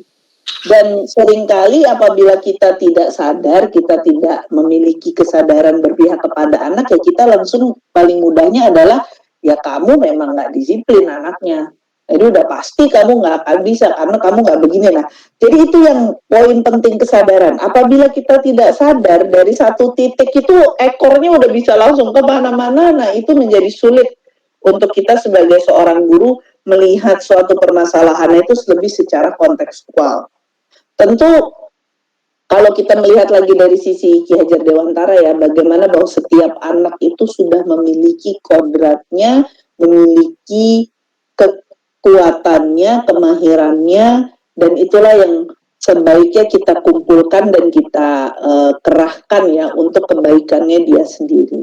Nah, di sini kembali lagi yang perlu diperhatikan adalah apakah yang kita berikan itu memang yang anak itu butuhkan, dan yang kedua apakah anak itu juga memahami apa yang dia butuhkan, sehingga di sini pemikiran itu tidak terjadi langsung dengan mudahnya saja, oh kalau kamu begini pasti begini, tetapi ada pemahaman-pemahaman yang lebih menyeluruh sehingga kita dapat menyikapi dengan lebih bijak. Nah, ini nanti akan di slide kita berikutnya. Jadi nanti Pak Muhammad Yusuf tunggu saja 2 menit lagi kita akan membahas hal itu. Baik, pertanyaan berikutnya tadi Pak JT ya, silakan Pak JT. Baik, terima kasih Bu. Yang pertama tadi Ibu sampaikan bahwa Ibu juga berasal dari Sumatera Utara, jadi saya sapa dengan ucapan Horas ya gitu ya. Horas, Maliate. Begini Bu, tadi juga saya kasih memberikan jawaban saya, memberikan hati untuk mau melaksanakan. Jadi pengalaman saya Bu, mengikuti beberapa kegiatan yang sifatnya kolektif, itu ujung-ujungnya Bu, seperti yang Ibu sampaikan, mentok emang di lapangan. Misalkan Bu, saya ngikuti diklat masalah cara berpikir tingkat tinggi untuk siswa. Lalu nyampe ke sekolah, datang kepala sekolah nyampaikan, yang penting siswanya bisa tuntas saja gitu. Jadi artinya sendak terus di lapangan gitu. Jadi sama halnya saya ngikuti kegiatan program guru penggerak ini, saya juga pengennya emang tidak seperti yang lalu, sendak di lapangan. Jadi menurut saya Bu, bahwa untuk melakukan perubahan itu tidak Superman, tapi super kolektif. Nah, pertanyaan saya begini Bu, saya sadar, tadi Bu bilang kita lebih banyak tidak sadarnya gitu. Saya sadar Bu, bahwasanya memang untuk mengaplikasikan ke lapangan itu banyak nyendatnya Bu. Saya sadar butuh super kolektif dari kepala sekolah, rekan-rekan guru, dari stakeholder yang lain. Jadi yang mau saya tanya begini Bu, bagaimana Bu kira-kira, apakah nanti kami sebagai guru penggerak ini ke lapangan, apakah memang dituntut Superman berdasarkan pengalaman kami lewat guru penggerak ini, atau memang super kolektif yang nanti difasilitasi dari mungkin katakanlah Kemendikbud begitu, atas masukan dari Ibu instruktur. Jadi supaya di lapangan itu Bu, kami nggak bekerja sendiri, itu menurut saya Bu. Terima kasih Bu. Baik, terima kasih Pak JT. Memang nantinya ini masih baru awal ya Pak. Kurang lebih kalau modul 1.2 ini Bapak baru nyalain mesin. Belum ada 5 menit. Jadi belum panas Pak. Yang jelas bahwa kegiatan ini dibuat langsung dari Kementerian Pendidikan Kebudayaan, situ sudah menunjukkan bahwa adanya kesadaran dari kementerian sendiri bahwa ini memang harus berubah. Mindset harus berubah, banyak hal yang harus dirubah, sehingga dimulai dulu dari gurunya, karena setiap hari itu yang ketemu murid guru. Saya itu pernah jadi guru, saya pernah jadi kepala sekolah, jadi saya tahu betul. Kalau kepala sekolah bilang A, semua guru itu punya cara ketika sudah di dalam kelas untuk menjalankan agar A dapat, B juga dapat. Itu yang saya tahu banget, karena saya juga pernah jadi guru. Nah di sini tadi kenapa kalau tadi Bapak ingat lagi nilai-nilai guru penggerak, di situ ada mandiri, ada inovatif, ada kolaborasi. Jadi maksudnya di sini tantangan itu di lapangan pasti besar, gitu ya. Ini sudah bisa dipastikan. Tapi bukan berarti tidak ada jalan, dan bukan berarti hanya ada satu jalan. Ini yang dimaksudkan oleh kenapa guru penggerak itu harus inovatif. Seandainya di sini mentok, mungkin di sini ada cara lain, mungkin di sini ada cara lain, apalagi sekarang guru penggerak ini sudah semakin banyak, sudah sampai angkatan kedua, sehingga diharapkan inilah yang nanti akan menciptakan perubahan-perubahan kecil, agent of change kecil, dan mungkin saling berkolaborasi antara orang-orang memiliki pemahaman yang sama. Tidak mungkin ya dalam waktu 1 hari bisa semuanya berubah, maupun itu diindikan oleh langsung gitu dari Kemdikbud, semua pasti akan tetap harus berproses. Tapi yang paling penting di sini adalah setelah Pak JT sadar, bagaimana dengan nilai guru penggerak yang Bapak miliki, yaitu inovatif, kolaboratif, mandiri, Bapak bisa dapat membuat perubahan-perubahan ini. Bahwa bentuk perubahannya itu besar atau kecil menjadi nomor 2, yang paling penting perubahan itu terjadi, agent of change itu terwujud. Itulah yang paling penting dari program guru penggerak ini. Jadi sabar Pak JT, masih panjang perjalanan, masih ada 7-8 bulan lagi, tetap semangat. Yang paling penting itu yang harus dipikirkan. mandiri, inovatif, dan kolaboratif. Bukan hanya ada satu jalan, dan juga banyak cara yang bisa dilakukan di lapangan untuk mencapai tujuan-tujuan. Jadi jangan berkecil hati, Pak. Masih pasti panjang, dan seberapa besar kecil perubahan yang terjadi, yang paling penting itu adalah satu langkah untuk menjadi lebih maju. Itu saja yang perlu diyakini oleh Bapak Ibu guru, karena kadang kita ngerasa, oh saya udah jadi guru penggerak, saya akan turun ke lapangan dalam waktu 3 bulan sekolah saya jadi berubah. Nah, kalau pikir udah kayak gitu nanti capek duluan, Pak. Ya. Tapi yang paling penting adalah setelah saya jadi guru penggerak, perubahan-perubahan apa yang bisa saya lakukan. Karena tadi ya, ada efek keteladanan, ada efek tergerak, bergerak, menggerakkan. Jadi, kita tidak perlu jadi Superman yang, oh nanti satu sekolah akan berubah. Bukan itu juga tujuannya, tapi yang harapannya adalah Bapak Ibu ini tersentil sehingga merasa tergerak, sehingga mau melakukan sebuah perubahan. Harapannya ini di sini aja ada berapa orang? Ada sekitar 70 orang. Ada yang dari Serdang, ada yang dari Simalungun. Harapannya ketika 70 orang ini kembali ke daerah masing-masing dan mulai membuat perubahan-perubahan kecil, banyak teman-teman lain yang mengikuti perubahan-perubahan ini. Jadi sebetulnya itulah yang menjadi intisari. Tidak perlu berpikir secara makro, secara besar ini nanti gimana. Yang paling penting apa? Dari diri sendiri aja apa yang mau dirubah. Bagaimana mau merubahnya supaya agar kedepannya ini akan menjadi efek bola salju ya. Jadi menggulung menjadi lebih besar. Oke, ini diskusinya jadi seru, tapi masih ada beberapa slide yang harus saya selesaikan. Jadi kita kembali dulu ke slide. Jadi semoga bisa kita lanjutkan lagi nanti diskusi kita. Jadi jangan langsung memikirkan bahwa aduh saya nanti harus jadi Superman sendirian ya. Enggak, Bapak Ibu ya, bukan itu tujuannya. Tujuannya adalah menjadi dirimu yang super.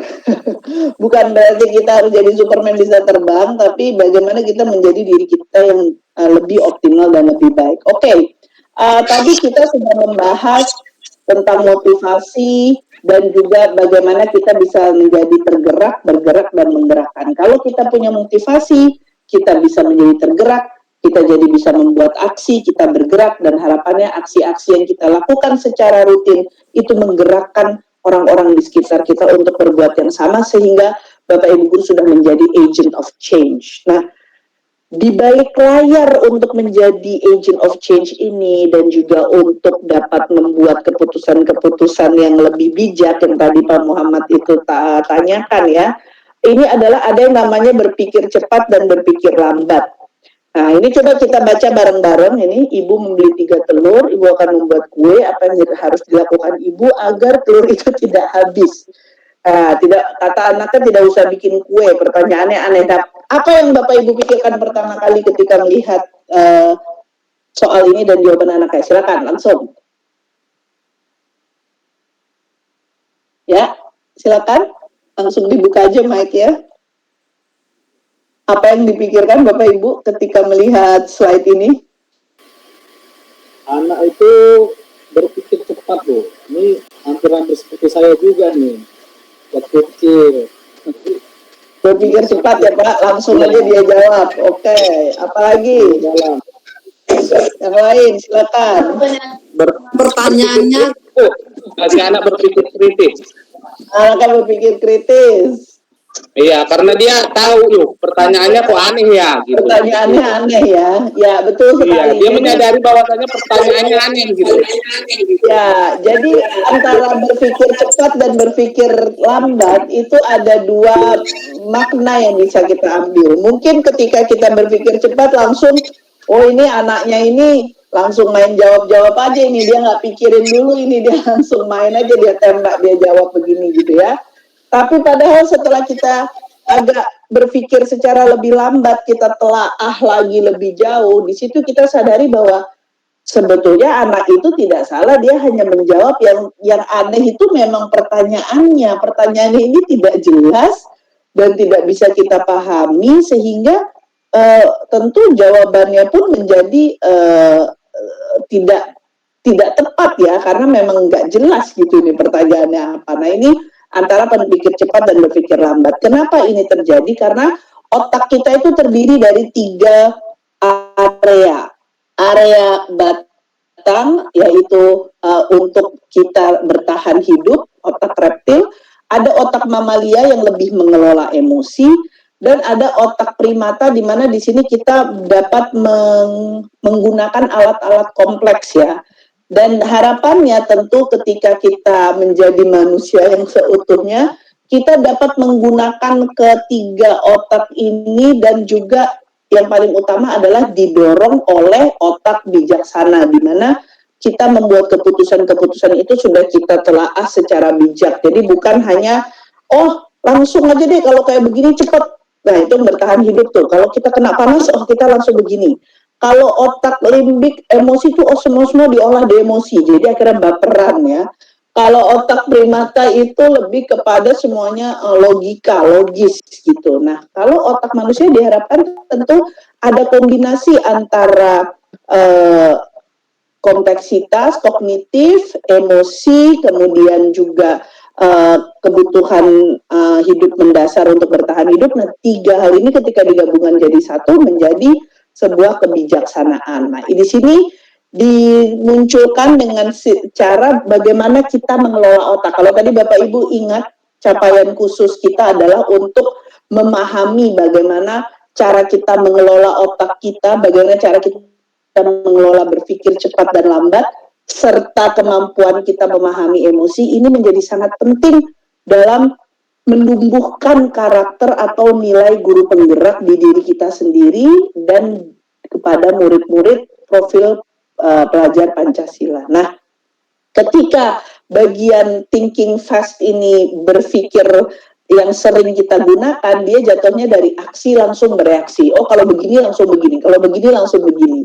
Sedangkan dengan thinking slow, ketika kita melihat ada aksi, kita olah dulu ya, jadi reaksinya nggak langsung keluar, tapi kita olah dulu, kemudian kita merespon. Jadi ada kesadaran sebelum kita melakukan sebuah keputusan ya. Jadi kita bisa lihat, oh sebelum kita langsung bilang, oh dia anaknya nggak baca soalnya bener nih, kita lebih menyadari bahwa oh sebetulnya pertanyaannya yang ditulis kurang baik sehingga jawabannya seperti ini.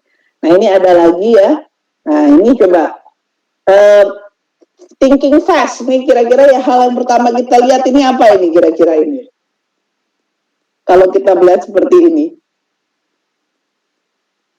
Silakan Bapak Ibu langsung saja.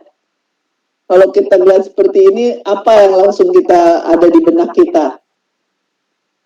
Instruksinya kurang tepat, Bu. Instruksinya kurang tepat, ya apalagi Anak kurang memahami instruksi. Pemahaman anak yang kurang. Pemahaman anaknya kurang, jadi jawabannya salah semua, padahal tulisannya benar semua ya, gitu ya. Nah, di sini dengan kita berpikir fast dan slow, kita bisa melihat bahwa oke, sebetulnya kenapa dia menjawab dengan salah, bukan karena anaknya tidak mampu, tetapi memang instruksinya kurang tepat sehingga menciptakan kebingungan. Jadi di sini kita berpihak kepada anak kan. Kita nggak langsung, ini gimana sih anaknya? Masa pertanyaan kayak gini semuanya dia isinya benar nih pasti nggak ngerti. Nah itu kalau udah kayak gitu tuh nggak berpihak ke anak. Ini kita harus pahami dulu ya, karena kenapa ya dia nulis begini ya. Coba kita lihat, oh pantes orang di sini instruksinya kurang jelas, ya wajar kalau anaknya melakukan seperti ini. Tentu itu langsung menjadi 2 keputusan yang berbeda. Oke, ini yang terakhir ya. Nah, ini coba bagaimana ini. Di kebun binatang, Konita melihat, nah salah nggak ini? Kalau Bapak Ibu lihat, hal yang pertama dilihat apa ini Bapak Ibu? Benar. Dia melihat handphone. Jawaban anak benar, Bu. Dia nggak 100% salah, nggak 100% benar ya Bapak Ibu ya. Ya, anak itu bukan dukun, dia nggak bisa nebak kemauan Bapak Ibu guru apa, apalagi kemauan penulis buku ini apa gitu ya. Jadi kita harus pandai-pandai menggunakan pola berpikir cepat dan lambat itu tadi agar kita bisa lebih bijak menyikapi keadaan-keadaan. Jadi bagaimana kita menggunakan pola berpikir cepat lambat untuk menanamkan nilai PGP ini? Jadi apa yang harus kita lakukan? Nah, yang pertama tadi ini berkaitan dengan pertanyaan Pak Muhammad Yusuf itu ya, bahwa yang pertama adalah kita perlu memfokuskan kepada sisi positif. Sisi positif anak atau sisi positif dari keadaan ini apa? Kenapa? Karena memang otak kita itu sudah diprogram, sudah dibiasakan untuk melihat sesuatu lebih dari sisi negatifnya. Dari sisi yang kurang baiknya itu apa dulu, karena kita terbiasa bereaksi dengan keadaan, oh kalau ini tidak aman saya harus begini. Padahal ketika kita menyikapi dengan lebih bijak, kita bisa dapat melihat, oke, sebetulnya ada banyak sisi yang bisa dilihat. Dan kita bisa memilih sisi mana yang ingin kita sikapi atau ingin kita sikapi dengan cara apa, sehingga kita perlu fokus ke sisi yang positif agar insting yang biasa terlatih bereaksi lebih cepat kepada ancaman itu bisa dipelankan gitu ya, bahwa apakah ini benar ancaman atau sebenarnya tidak. Dan perlu dipahami adalah berpikir negatif adalah naluri yang alami. Nah, bagaimana kita mengubah naluri alami ini menjadi ke sisi yang positif. Nah, ini sebetulnya nanti di modul 2 banyak diolah, jadi Bapak Ibu bisa akan lebih mendalami di modul 2. Kemudian yang kedua adalah ini, coba dilihat nih Bapak Ibu nih. Nah, ini kira-kira Bu gurunya yang meriksa Bu guru atau Pak guru ini berpikir cepat atau lambat ini dia. Ini ya, bisa kita katakan mungkin Pak gurunya berpikir dengan cepat ini, langsung dibilang ini kebanyakan ngayal kamu. Sila dengan jawaban yang tepat dan benar gitu ya. Nah ini sebetulnya bisa kita lihat, oh ini mungkin sebetulnya anak ini berusaha menjelaskan jawabannya dengan gambar gitu. Jadi ini kalau kita mau memikir dengan lebih bijak bahwa suatu hal itu bisa kita lihat dari sisi positifnya atau negatifnya, dan banyak hal yang ada di dalam sebuah masalah gitu ya, dan itu kita tidak langsung mudah untuk bergerak untuk hanya fokus ke satu hal saja begitu. Nah, acuan kedua adalah bahwa kita perlu sadar bahwa emosi menentukan bagaimana kita mengambil keputusan. Ini ada penelitian bahwa pengambilan keputusan itu biasanya dimulai dari bagaimana kita mengelola emosi kita. Yang paling simpel Bapak Ibu, kita membuat keputusan lebih beda nggak ketika lapar atau lagi nggak lapar? Biasanya beda ya Bapak Ibu ya.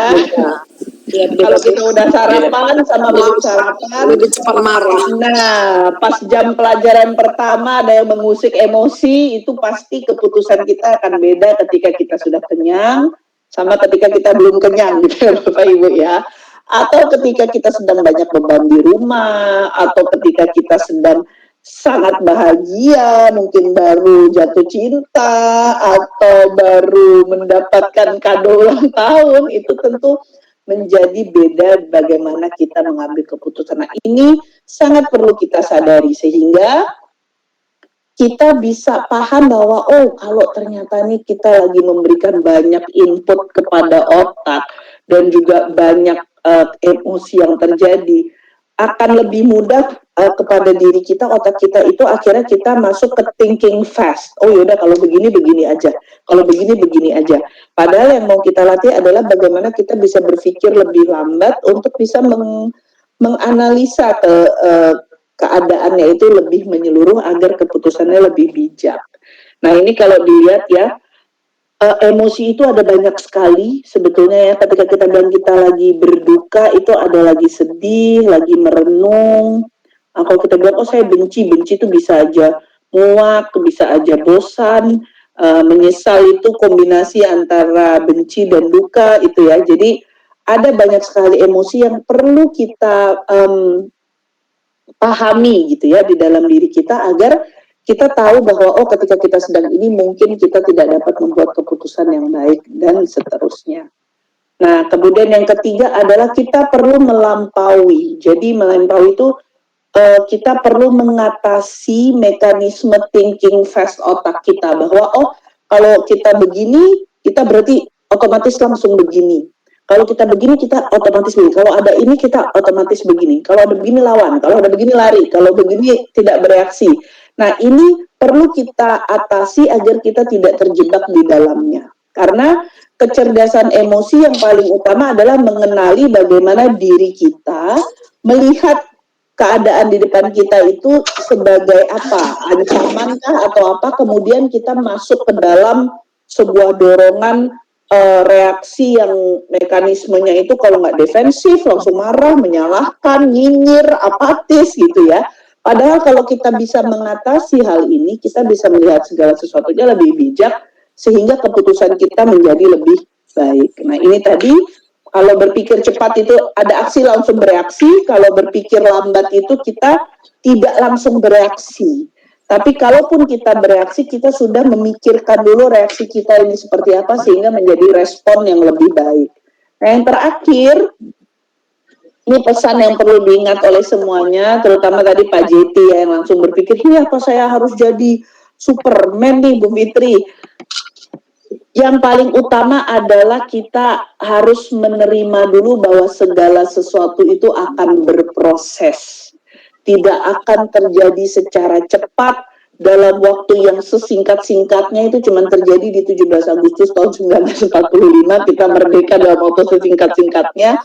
Tapi segala sesuatu yang lain itu memang perlu ada proses. Dan proses itu jangan dilawan.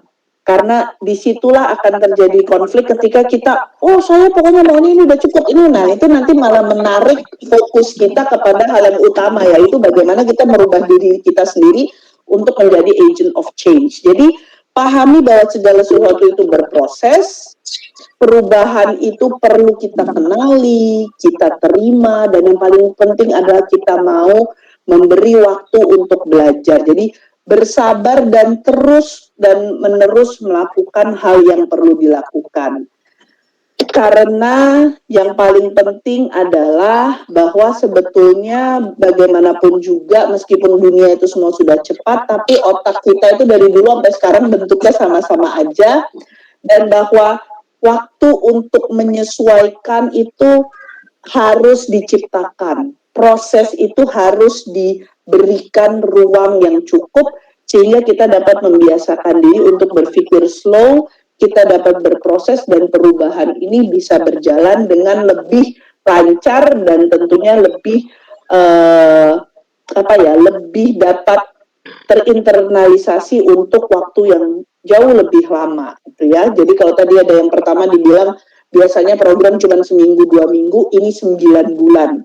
Jadi jangan dipaksa otaknya untuk bergerak seperti program 1-2 minggu, tapi berikan waktu, berikan ruang, kenali, terima, agar kita dapat berproses belajar dan akhirnya perubahan itu terjadi. Kenapa? Ini adalah udah 2 slide terakhir, karena proses belajar itu hakikatnya adalah seperti ini. Pertama kita mengalami, kemudian kita mengungkapkan apa yang kita alami, kita mengolah apa yang sudah kita alami, kita simpulkan hasil pengalaman kita, lalu kita terapkan. Setelah kita terapkan, kita mempunyai pengalaman baru, dan itu berputar terus siklusnya.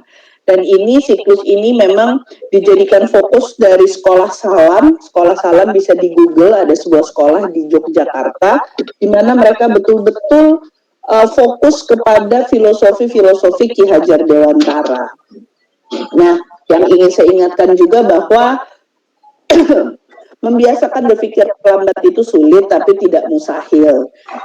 Jadi ini sama ya, perubahan itu sulit tapi tidak mustahil. Kuncinya harus terus dicoba dan diupayakan. Nah, di sini diingatkan, nanti 9 bulan ke depan akan belajar memaknai peristiwa secara positif, akan banyak belajar berefleksi. Kemudian bagaimana kita bisa mengelola pikiran dan emosi itu nanti ada di modul 2. Jadi Bapak Ibu sabar saja dulu sampai ke modul itu. Lalu nanti akan ada bagaimana kita bisa memberdayakan diri, murid dan orang lain. Ini ada di modul berikutnya.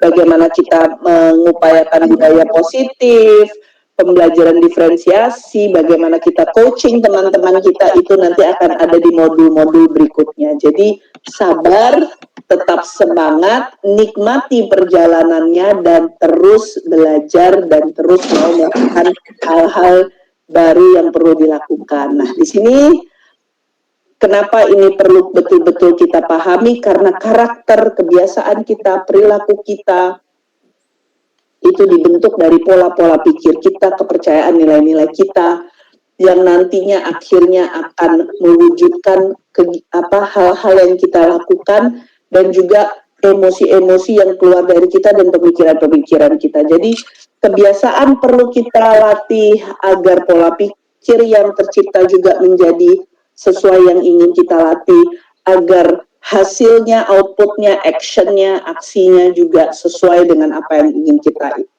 capai. Bahwa kita sebagai manusia itu perlu aktif membuat makna, mengartikan hal-hal yang terjadi kepada kita, dan sebagai guru penggerak kita juga perlu rutin atau terbiasa merefleksikan hal-hal yang terjadi kepada diri kita sehari-harinya. Nah, ini saya mau mengingatkan lagi di dua slide terakhir, bahwa kembali lagi kuncinya ya, kunci di modul 1.2 ini pertama adalah kesadaran, kemudian kemauan untuk menumbuhkan dengan cara-cara apa di bawah sudah dijelaskan. Ada keladanan, menjadi manusia, proses diri, mengelola kerja otak dan emosi, pembiasaan yang konsisten dan sistemik, serta mampu membuat makna dan mengambil pembelajaran positif dari yang sudah terjadi sehari-hari. Nah, kira-kira di sini, sampai di sini adalah sesi refleksi kita. Bagaimana cara Bapak Ibu menunjukkan di keseharian manfaat sesi kita hari ini, atau manfaat apa atau ilmu baru apa yang Bapak Ibu dapatkan dari sesi kita hari ini. Silakan dituliskan di chat box, atau yang bisa akses Padlet boleh langsung klik link ini dan diketik di Padlet langsung. Saya akan berikan waktu 2 menit, silakan Bapak Ibu.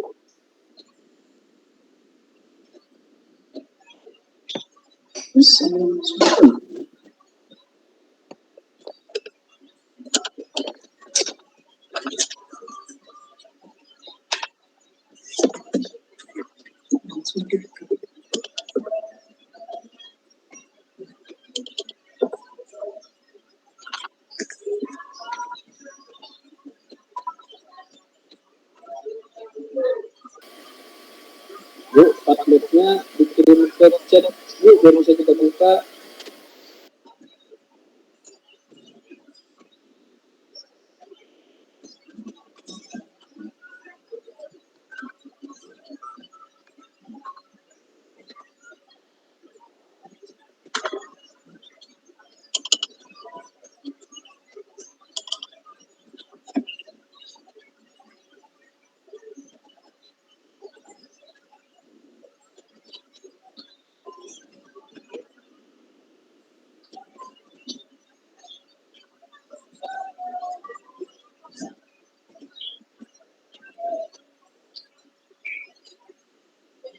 Baik, silakan lanjut dituliskan apabila yang masih menulis. Izin saya membagikan slide terakhir.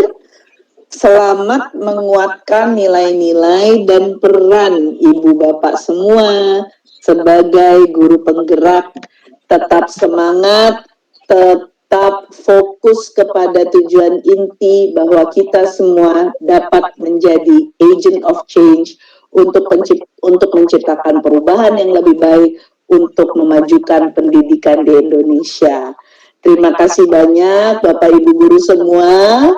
Kita sudah sampai di penghujung waktu ini semuanya. Terima kasih untuk sudah bersedia membagikan pemikirannya. Tadi kita sudah ada sesi tanya jawab sedikit ya Bapak Ibu. Semoga semuanya bisa mendapatkan manfaat dari sesi dengan saya, dan semoga terus semangat nih, masih ingat baru modul 1. masih baru nyala mobilnya, belum panas. Jadi sekali lagi sabar dan terus positive thinking, yakin bahwa kita semua dapat menjadi agent of change yang kita harapkan. Mungkin sekian dulu dari saya.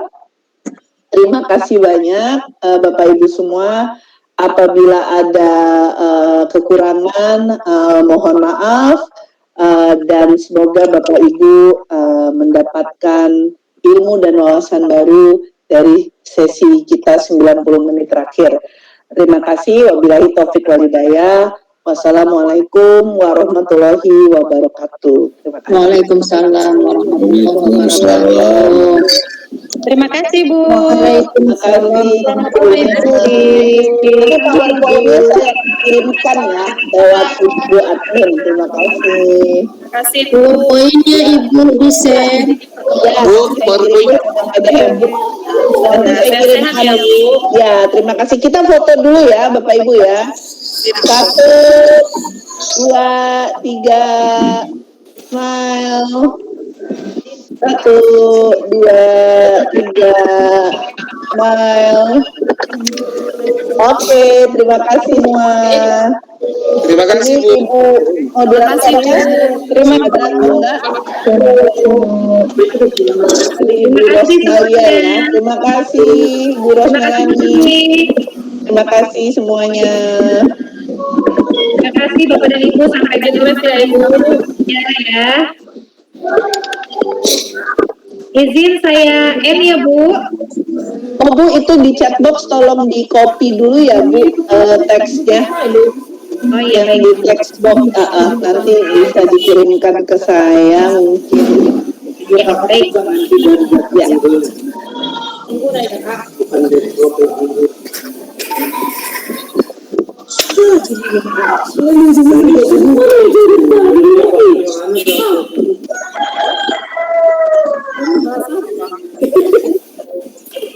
Kita dengerin loh.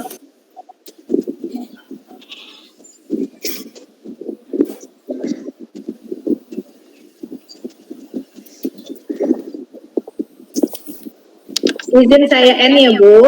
Ya, silakan Ibu. Terima kasih semua. Terima kasih semua. Bye-bye. Terima kasih Bu.